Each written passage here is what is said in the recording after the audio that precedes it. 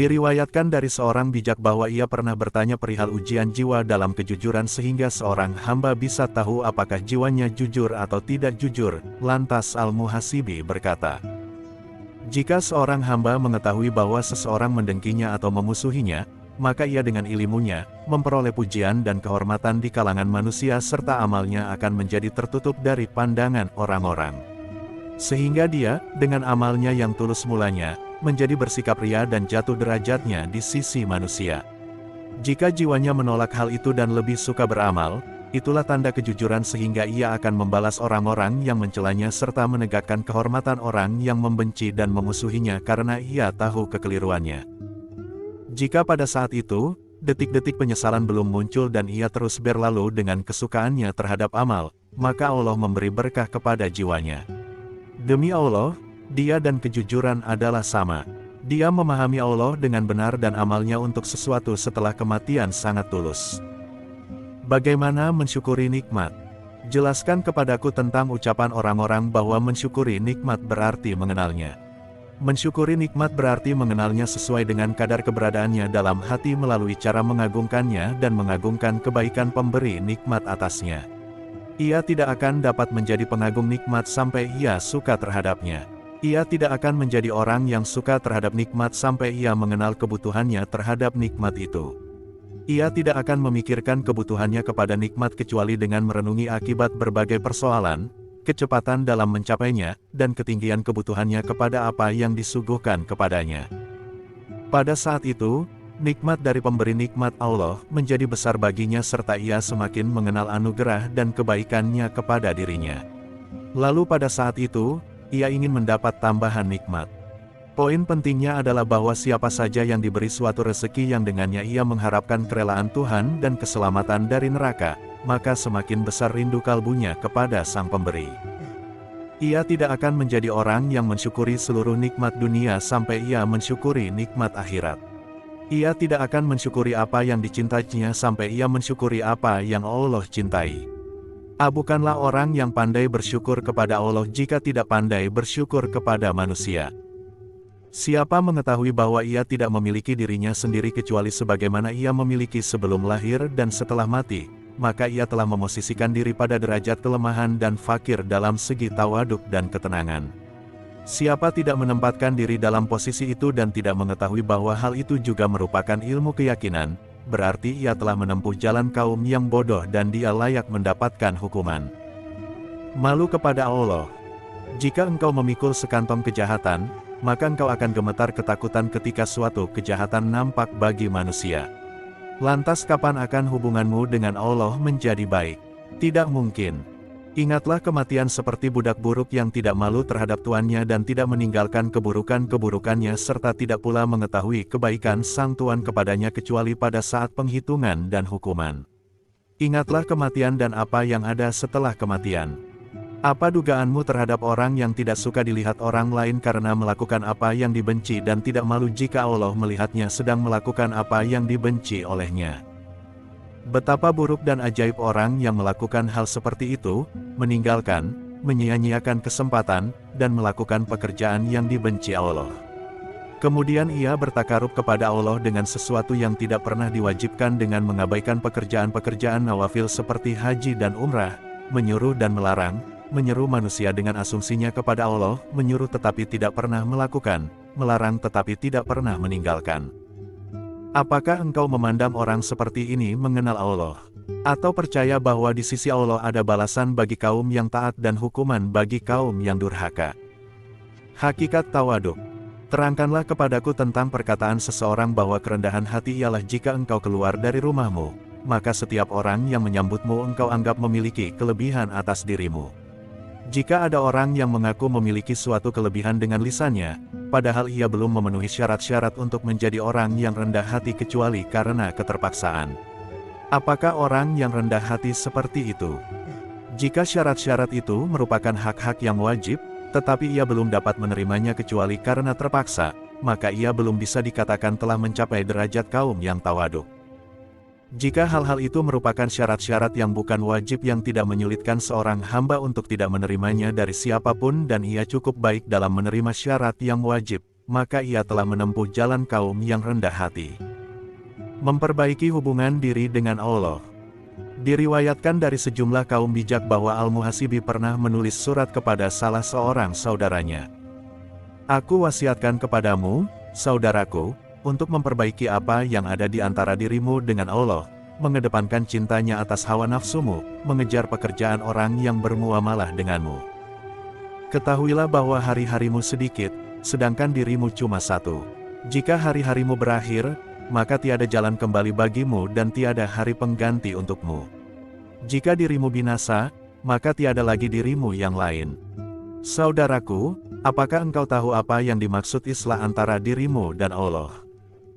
Yaitu, agar dia tidak didatangi sesuatu yang berasal darimu kecuali jika di dalamnya terkandung ridanya, dan janganlah engkau didatangi sesuatu darinya kecuali engkau rela dengannya.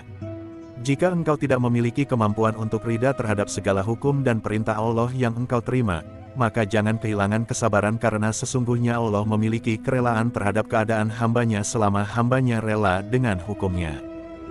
Allah memiliki kerelaan terhadap kesabaran hambanya atas perintah dan hukumnya selama si hamba memang bersabar atas hal itu, sehingga dia memiliki kerelaan dalam keduanya. Sedangkan amalmu hendaknya berupa penepatan terhadap janjinya dan syukur terhadap segala nikmatnya. Sementara kebutuhanmu berupa makrifat dan ampunannya. Sesungguhnya Allah telah menciptakan Adam dan keturunannya, serta menciptakan surga sebagai balasan bagi kaum yang taat dan memperoleh rahmat darinya, sekaligus menciptakan neraka untuk kaum yang selalu melakukan maksiat dan mendapat murkanya. Makanya, kita berlindung kepada Allah dari segenap kemurkaan dan hukumannya. Peliharalah hari-harimu, saudaraku, baik malam maupun siang, dan seluruh keadaan di mana kau berada di dalamnya ataupun di atasnya. Pelihara, bersihkan, murnikan, dan selamatkan nuranimu sampai menjadi bersih dari ketakutan terhadap hukuman dan kosong dari harapan terhadap balasan. Sesungguhnya engkau tidak akan pernah luput dari pandangan Allah walau sekejap.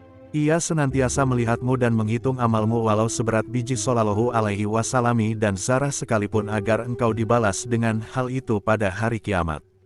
Jika baik, ia pasti akan baik dan jika buruk, ia pasti akan buruk. Janganlah sekali-kali lalai mengingatnya karena sesungguhnya engkau membutuhkannya, sebaliknya, dia tidak pernah membutuhkanmu. Ketahuilah saudaraku, bahwa sumber segala ucapan adalah ilmu. Sumber segala pekerjaan adalah ilmu.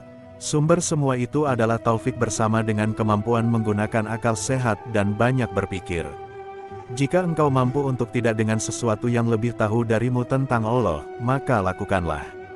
Karena sesungguhnya ucapan, ilmu, amal dan lain sebagainya adalah yang diinginkan Tuhan.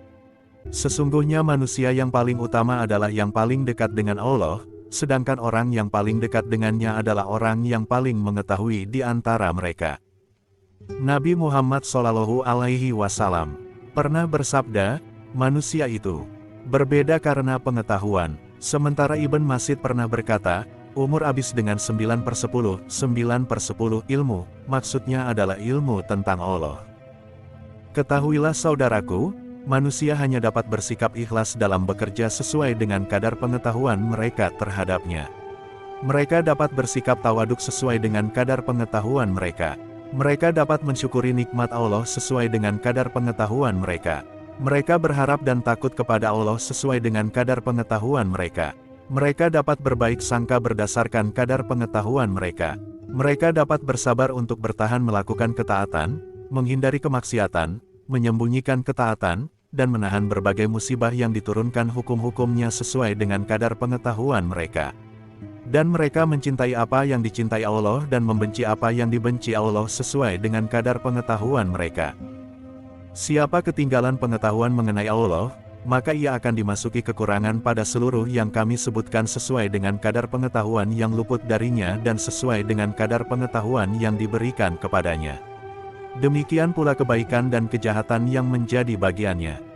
Karena itu saudaraku, carilah pengetahuan dari pemiliknya dengan sungguh-sungguh, karena sesungguhnya para ulama telah mencapai ilmu apa yang seharusnya mereka capai berdasarkan tingkat kualitas pencarian mereka dan bagaimana meletakkan sesuatu pada tempatnya. Jika engkau berada di pagi hari dan menginginkan sedikit kebaikan, maka lihatlah bagaimana engkau mensyukuri nikmat yang diberikan Tuhanmu pada malam hari dan bagaimana tobatmu terhadap apa yang engkau sesali. Allah berfirman, jika kalian bersyukur niscaya aku akan tambahkan nikmat kepada kalian. Quran Surat Ibrahim 7. Allah juga berfirman, bertobatlah kalian sernua kepada Allah wahai kaum yang berirnan, semoga kalian beruntung. Quran Surat Al-Nur 31. Jika engkau mendapati suatu kebajikan, lihatlah dari siapa permulaannya dan pada siapa penyempurnaannya. Seandainya dikatakan kepadamu, kepada siapakah engkau paling suka berbuat? Niscaya engkau akan menjawab, Allah. Karena itu, hendaklah hati kecilmu sesuai dengan apa yang dikatakan dan diakui lidahmu. Ketahuilah saudaraku, ahli dunia dan akhirat berada di antara suka dan duka. Ahli suka akhirat adalah penghuni surga dan sesungguhnya kebahagiaan mereka yang paling utama adalah melihat Allah. Kebahagiaan paling utama kaum beriman di dunia adalah kebahagiaan mereka terhadap Tuhan dan bahwa mereka adalah hamba Tuhan serta membenarkan hal itu dengan murakabah dan munajat kepada Tuhan dan dengan segala amal yang diniatkan untuknya. Tanda keintimannya dengan amal adalah adanya kenikmatan beramal kepadanya dan keseriusan cinta untuk melayaninya. Mustahil orang yang beramal dapat bersikap mesra dengan amalnya sementara ia sendiri tidak mesra terhadap zat yang untuknya ia beramal atau sementara ia tidak takut kepadanya. Ketahuilah saudaraku, seandainya ketaatan dan sikap istiqamah kepada Allah yang engkau cari dan atasi dari dirimu, ataupun juga dari seluruh jiwa manusia, maka tetap saja adalah kecil di hadapan Allah. Bagaimana tidak, sedangkan hal itu merupakan satu kekayaan berharga pada hari-hari yang singkat. Engkau perlu konsisten dan menjaga tekad untuk selalu berteman dengan Tuhan.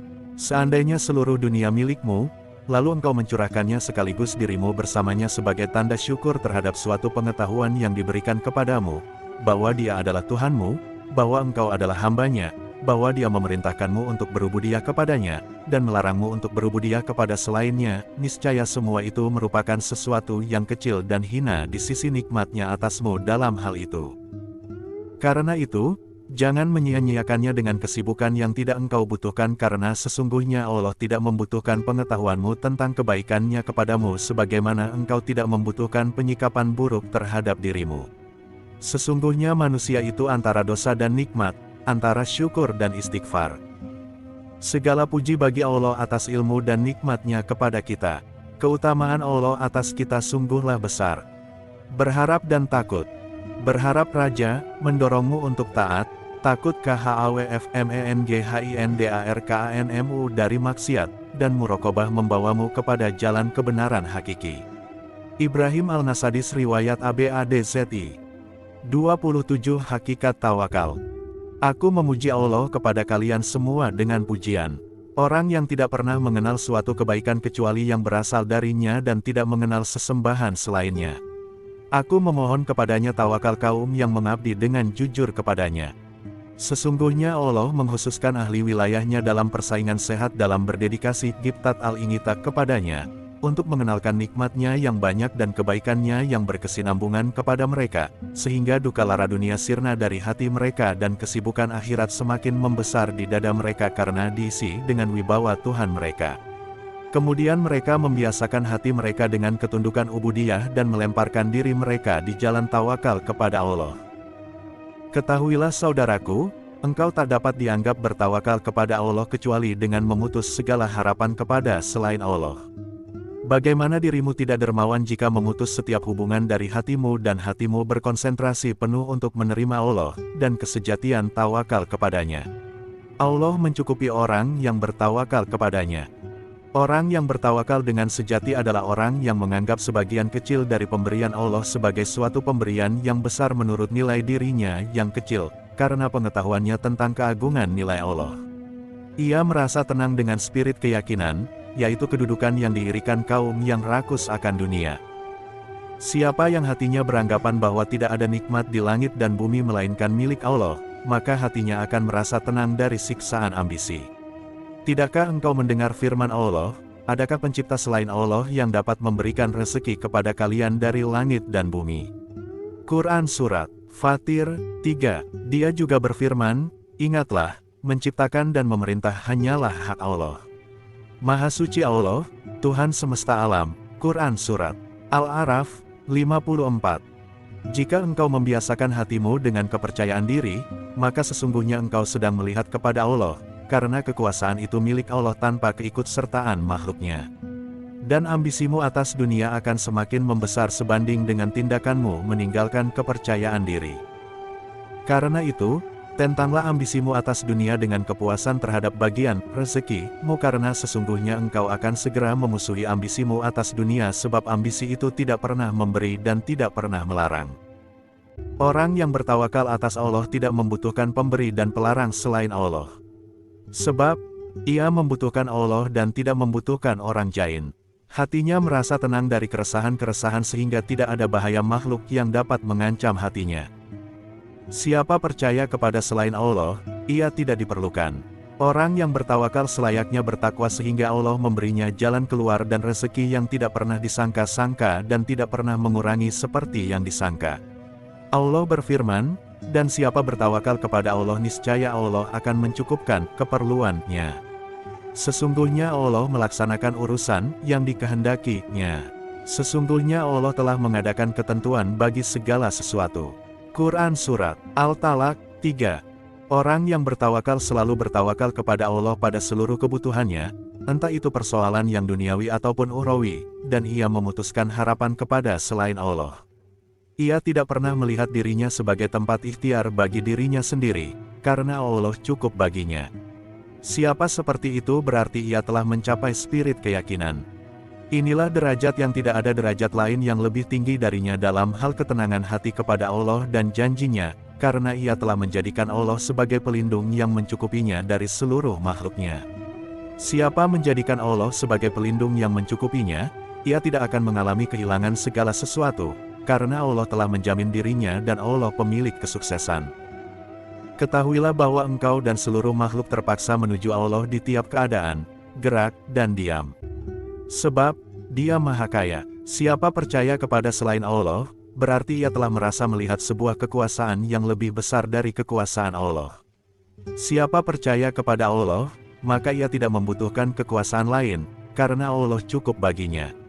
Pada Allah terkandung peninggalan dari seluruh makhluk dan tidak ada pada diri makhluk manapun suatu peninggalan dari Allah, karena Allah adalah yang Maha Kaya.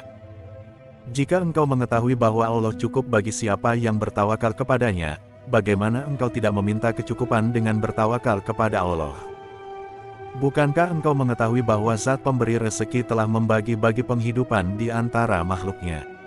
Dia juga telah mengutamakan sebagian makhluk atas yang lain dalam hal rezeki. Dia telah memberikan dan memperhitungkan apa yang Dia putuskan. Lalu, bagaimana engkau ingin meminta kemampuan yang telah diberikannya kepadamu? Tidakkah engkau mendengar firman Allah, jika Allah menimpakan suatu kemudaratan kepadamu, maka tidak ada yang menghilangkan kecuali Dia sendiri. Dan jika Dia mendatangkan kebaikan kepadamu, maka Dia Maha Kuasa atas tiap-tiap sesuatu. Quran Surat Al-An'am 12. Lantas bagaimana mungkin engkau memohon kepada selain Allah agar dihindarkan dari bahaya atau diberi manfaat? Bagaimana engkau takut kehilangan kebaikan yang diinginkan Allah denganmu? Jika Dia tidak menginginkan kebaikan denganmu, lalu siapa yang akan memberikan kebaikan kepadamu? Orang yang bertawakal kepada Allah tidak pernah menengok dunia, karena dia tidak melihatnya sebagai suatu yang bahaya bagi dirinya, dan tidak pula ia melihatnya dan dirinya serta seluruh di dalamnya kecuali untuk Allah.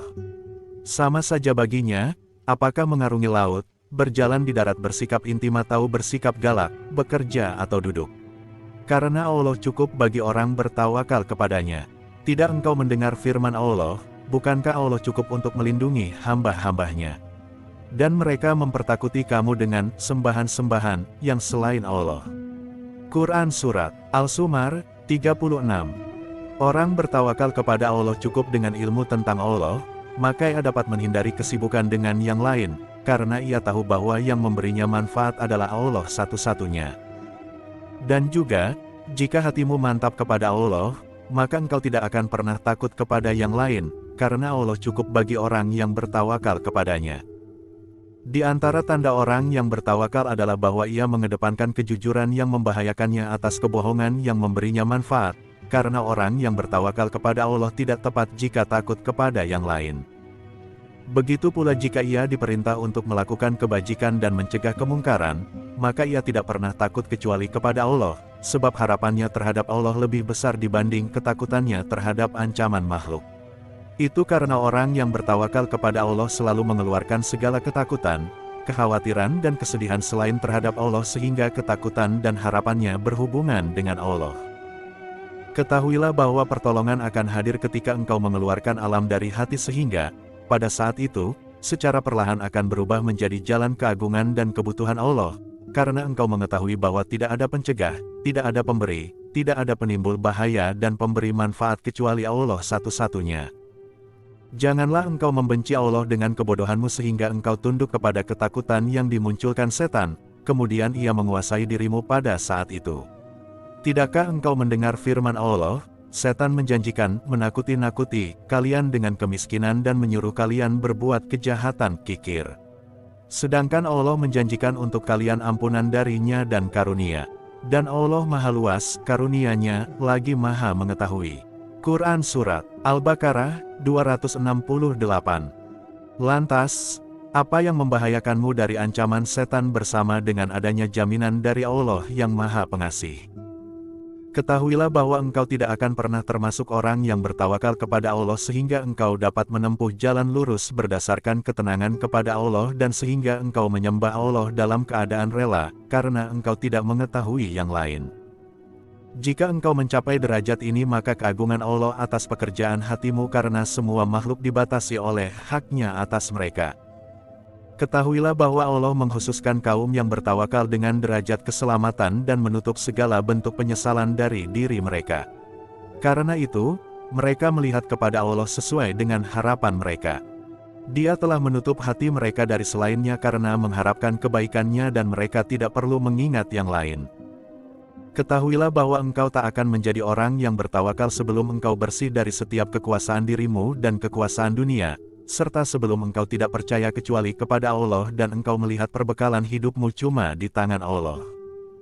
Tidakkah engkau sadar bahwa ambisimu berada dalam kekuasaan Allah? Apakah di langit terdapat suatu penghalang yang menghalangimu dari Allah? Ketahuilah bahwa engkau tidak mampu memaksakan rezekimu sebagaimana engkau tidak dapat memaksa kematian. Tidakkah engkau mendengar firman Allah? Allah yang menciptakan kamu sekalian kemudian memberi kalian rezeki kemudian mematikan kalian kemudian menghidupkan kalian. Quran Surat Al-Rum 40. Saudaraku, tenanglah dengan janji Allah menyangkut rezekinya sebagaimana engkau tenang bahwa engkau pasti akan mati. Serta jauhkanlah hatimu dari mengingat-ingat sebab-sebab datangnya rezeki. Ketahuilah bahwa Allah memberimu rezeki bisa karena suatu sebab dan bisa pula tanpa sebab, dan tiap sebab itu adalah tetap. Engkau tidak mengetahui kapan rezekimu datang sebagaimana engkau tidak tahu kapan kematian akan menjemputmu.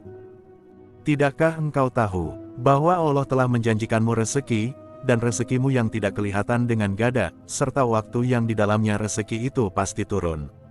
Kalaupun toh engkau berdalih dengan segala dalih agar rezeki itu datang sebelum waktunya, maka engkau tak akan pernah mampu melakukannya, hatta ia turun pada waktunya. Tidakkah engkau pernah mendengar firman Allah, dan di langit terdapat sebab-sebab rezeki kalian dan terdapat pula apa yang dijanjikan kepada kalian. Maka, demi Tuhan langit dan bumi, sesungguhnya yang dijanjikan itu adalah benar-benar akan terjadi seperti perkataan yang kalian ucapkan. Quran Surat Al-Zariyat 22-23. Ketahuilah bahwa orang yang percaya kepada Allah hatinya akan bersih dari tuduhan demi Allah. Meskipun engkau dibawa bayang-bayang suatu sebab, hatimu tetap tak akan pernah condong kepada sebab tersebut, dan hendaklah hatimu senantiasa bersama Allah. Ketahuilah bahwa hamba sahaya tidak berinfak kecuali dengan izin tuannya. Makanya, ikatlah hatimu kepada Tuanmu. Soalnya, jika ia memberimu, maka penghuni bumi tidak akan mampu mencegahmu dan jika ia mencegahmu, maka penghuni bumi tidak akan mampu memberimu, karena kekuasaannya demikian besar. Dengan tawakalmu kepadanya, itu akan cukup bagimu. Oleh karena itu, hati orang yang bertawakal akan tenang kepada sesuatu yang terjamin. Siapa memutuskan diri dengan sebab akibat, ia hanya melihat Allah, sebab takdir Allah sangat dekat dengan orang yang bertawakal dan sebagainya. Tidakkah engkau mendengar firman Allah, dan berapa banyak binatang yang tidak dapat mengurus rezekinya sendiri. Allah lah yang memberi rezeki kepadanya dan kepadamu dan Dia Maha mendengar lagi Maha mengetahui. Quran Surat Al-Ankabut 60. Orang yang bertawakal sangat mengetahui, dengan penuh keyakinan dan hatinya tenang kepada hal itu, bahwa apa yang diberikan dan ditentukan untuknya meskipun berada di tengah hembusan angin niscaya ia akan mengejarnya. Dan bahwa apa yang belum diberikan dan ditentukan untuknya meskipun berada di hadapannya dan ia dibantu penghuni langit dan bumi untuk mencapainya niscaya ia tidak akan mampu atas hal itu. Allah berfirman, dan janganlah kalian membunuh anak-anak kalian karena takut kelaparan. Kamilah yang memberi rezeki kepada mereka dan kepada kalian. Quran Surat Al-Isra 31. Allah juga berfirman, dan hanya kepada Allah hendaknya kalian bertawakal, jika kalian benar-benar orang yang beriman. Quran Surat Al-Maidah 23. Maka, tidaklah betul iman mereka sebelum bertawakal kepada Allah. Allah juga berfirman, kepada Allah lah kami bertawakal. Quran Surat Yunus 85. Allah juga berfirman, mengapa kami tidak akan bertawakal kepada Allah padahal Dia telah menunjukkan jalan kepada kami. Quran Surat Ibrahim 12. Tawakal adalah sumber iman karena ia merupakan suatu kewajiban atas hamba-hambanya. Iman tak akan mewujud kecuali dengan tawakal. Tawakal itu bertambah dan berkurang sebagaimana halnya iman. Manusia sendiri bertingkat-tingkat dalam masalah tawakal dan iman itu sesuai dengan tingkat keyakinan. Sabar. Sabar itu 3 macam, sabarnya orang yang berjuang untuk bersabar, mutashabin, sabarnya orang yang sabar, sabin, dan sabarnya orang yang sangat sabar, sabar. Abu Abdullah Ibn Khafif 28 Untaian petuah ringkas. Siapa tidak mengetahui sesuatu pada dirinya yang datang dari Allah, hampir dapat dikatakan bahwa ia tidak mengetahui apa yang muncul dari dirinya pada untuk Allah. Ketahuilah saudaraku, siapa menaati Allah tetapi tidak pernah takut kepadanya, berarti ia telah menaatinya dalam amal tetapi telah durhaka kepadanya dalam meninggalkan ketakutan. Lalu bagaimana dengan orang yang durhaka kepadanya sekaligus tidak takut kepadanya? Andai engkau tidak pernah mengambil sesuatu dari dunia kecuali sebagai bekalmu, padahal engkau tidak pernah meniatkannya untuk mendambakan Allah, maka Allah akan memutus hubungan denganmu. Pun, andai engkau meninggalkan bekal duniamu, sedangkan engkau tidak pernah meniatkannya untuk mendambakan Allah, maka Allah memutus hubungan denganmu. Andai engkau memikirkan 2 hal tentang Allah, niscaya engkau melihatnya dengan rasa syukur yang besar kepadanya. Dalam hal ini, Dia tidak pernah menjual tiket ke surga dengan syarat engkau tinggalkan kebutuhanmu di dunia. Pun, Dia tidak pernah menjual tiket ke neraka dengan syarat engkau penuhi kebutuhan duniawimu. Kenalilah nikmat, tentu engkau termasuk ahlinya orang yang sanggup merasakannya. Karena, sesungguhnya binatang tidak dapat mencium bau wewangian misik meskipun dekat lubang hidungnya. Jadilah pembela kebenaran, tentu kebenaran akan mencintaimu. Jadikan dirimu pengikut di jalan petunjuk. Jangan jadikan dirimu komandan menuju jalan kesesatan. Waspadailah syahwat yang tidak abadi dan penyesalan yang tidak fana. Temanmu hari ini adalah temanmu kelak di kuburmu. Amalmu saat ini adalah amalmu kelak. Karena itu, lihatlah siapa temanmu dan apa amalmu. Ingatlah Allah selalu saat bergejolak nafsumu, niscaya Allah memedulikanmu tatkala engkau berjumpa dengannya. Berlindunglah kepada Allah dari suatu perbuatan yang secara lahiriah adalah ketaatan, tapi secara batiniah adalah kemaksiatan. Kebenaran tidak akan pernah meninggalkan kesenangan bagi pelakunya, sedangkan kebatilan tidak akan pernah menyisakan pahala akhirat bagi pelakunya. Siapa mengetahui apa yang di hadapannya, maka apa yang ada di tangannya menjadi hina baginya. Jika disempurnakan pengetahuan orang tentang dunia, maka ia akan heran terhadap para pemiliknya. Pun jika ia buta tentang pengetahuan akhirat, maka ia akan takjub terhadap para pemiliknya. Siapa betul-betul mengenal dunia, ia akan memutuskannya, dan siapa belum mengenal dunia, ia akan mengabdi untuknya. Siapa mengenal akhirat, ia akan mengabdi untuknya, dan siapa belum mengenal akhirat, ia akan memutuskannya. Sedikit-dikitnya manfaat syahwat keinginan bagimu di dunia adalah sesuatu yang paling berbahaya bagimu di akhirat. Sedikit-dikitnya syahwat akhirat yang menjadi bebanmu di dunia adalah sesuatu yang paling engkau inginkan di akhirat. Bila sudah sebegitu mudahnya seseorang berupaya menyaingi kemuliaan para pemilik kemuliaan, maka ia telah ditunjukkan pada titian tangga yang menaikkan para pecinta pada kedekatan dengan Allah. Ikhtiar manusia untuk berubudiyah adalah obat, pendingin hati, dan penerang mata. Pencarian manusia terhadap kebebasan adalah bencana yang menutupi pandangan mata. Amal orang yang bernalar didasarkan cinta, sedangkan amal orang yang mendengar tanpa bernalar didasarkan keterpaksaan. Karena itu, beramallah seperti amal orang yang mendengar lalu memahami, dan berpikir lalu mencermati, mengerti. Janganlah beramal seperti amal orang yang mendengar tapi tak pernah melihat menalar. Betapa banyak nikmat yang berubah menjadi siksaan dan hukuman. Sebaliknya, betapa banyak hukuman yang berubah menjadi nikmat. Jika engkau ingin mencintai sesuatu, maka sering-seringlah menyebutnya karena sesungguhnya ingat dan lupa itu tak pernah menyatu. Pelaku kebaikan yang sejati dan disyukuri akan diberi pahala di akhirat dan ditambah kebaikannya di dunia. Ditambah karena syukurnya dan diberi pahala karena kesejatiannya. Di antara ibadah yang paling bermanfaat adalah jika seorang hamba menanam pada dirinya sikap menganggap kecil dunia. Di antara ibadah yang paling baik adalah jika hati seorang hamba dipenuhi dengan cinta ketaatan. Jika cinta telah sedemikian melimpah di hatinya, anggota-anggota tubuhnya pun akan bergerak sesuai dengan hati yang dilihatnya.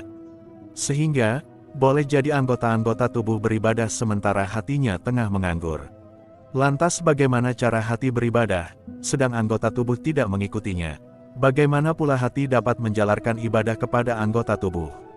Yakni dengan menjadi wadah bagi rasa sedih, duka, rasa membutuhkan, takut, menyesal, tawaduk, dan tak berdaya kepada Allah, serta menjadi tempat ketulusan, cinta terhadap apa yang Allah cintai, dan benci terhadap apa yang Allah benci.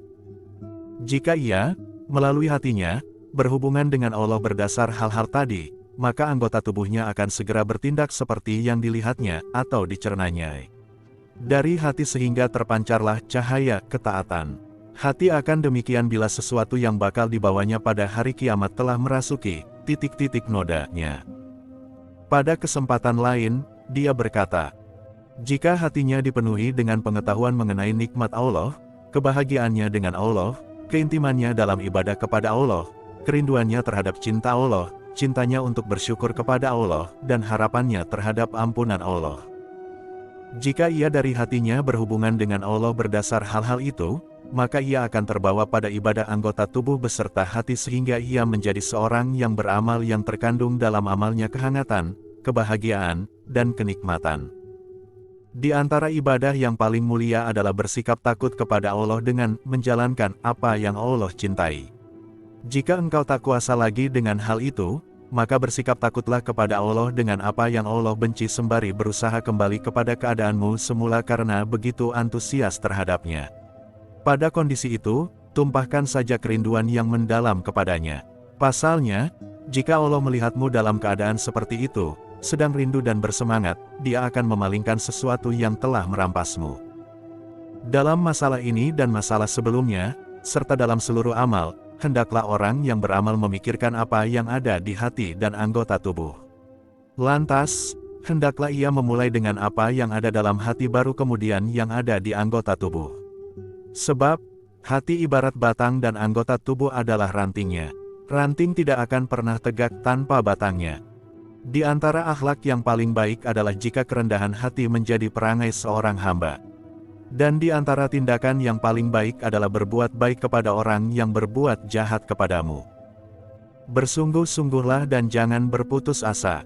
Jangan pula berkata ketika mengingat kaum yang saleh, andai bukan karena dosa-dosaku, niscaya aku mengharapkan tarekat kaum saleh, sehingga perhatianmu terhadap dosa-dosamu melalaikanmu dari beramal. Sesungguhnya pembawa beban berat yang bersungguh-sungguh menjatuhkan apa yang dibawanya lebih utama daripada orang yang di pundaknya tiada beban apa-apa. Jika engkau ingin dilihat Allah dengan rahmat, maka lihatlah kaum yang saleh dengan iri terhadap ketaatan mereka, gibtah, dan kepada kaum yang durhaka dengan iba. Jika dalam hati seorang hamba terdapat perhatian terhadap jiwa, maka semakin besarlah kekhawatirannya terhadap jiwa dan harapannya kepada manusia. Jika hatinya kosong dari kedukaan dirinya, maka ia akan berprasangka baik kepada jiwanya dan harapannya kepada jiwanya semakin besar serta ia akan takut kepada manusia. Siapa memiliki pikiran panjang dalam 4 hal, maka ia akan diwarisi kesedihan dan kedukaan. 1 dari keempatnya sudah cukup, yaitu, jika engkau memikirkan ilmu Allah dalam hatimu, di mana namamu dalam Alkitab, apa nilai akhir dalam buku induk untukmu, dan jika engkau mengingat dosa-dosamu. Siapa mempunyai pikiran panjang dalam 4 hal, maka ia akan diwarisi ketakutan dan kekhawatiran. 1 dari keempatnya sudah cukup, yaitu, siapa memikirkan kematian, cepatnya akhir ajal, perjalanan menuju kubur, dan merenung sejenak tentang penghitungan dan neraka yang tidak bisa ditahan oleh siapapun. Jangan menentang Allah dalam cintanya sebab berarti engkau telah menganggapnya kalah. Jangan mendahulukan seseorang daripada Allah sebab dia akan menyerahkanmu kepada orang yang engkau dahulukan itu. Sampai kapan engkau akan menganggap kesibukan sebagai penolong? Jika engkau tidak meninggalkan orang yang menghancurkanmu, maka engkau akan dikejar orang yang menipumu. Jika engkau ingin membagi sedekah atau kebajikan pada manusia ataupun orang lain yang dekat denganmu, hendaknya engkau mulai dari orang yang rumahnya paling dekat dengan rumahmu dan orang yang paling membutuhkan sedekahmu. Kemudian orang yang berikutnya, dan engkau tidak perlu mengingat orang yang jauh darimu atau yang tidak membutuhkan sedekahmu. Karena itu saudaraku, dekatkanlah rumah posisimu terhadap Allah. Ungkapkanlah kepadanya tentang kebutuhanmu kepadanya, maka engkau akan tampil dalam deretan terdepan dari orang-orang yang menerima kebajikannya. Untuk itu, mengertilah saudaraku, jika engkau memang mengerti.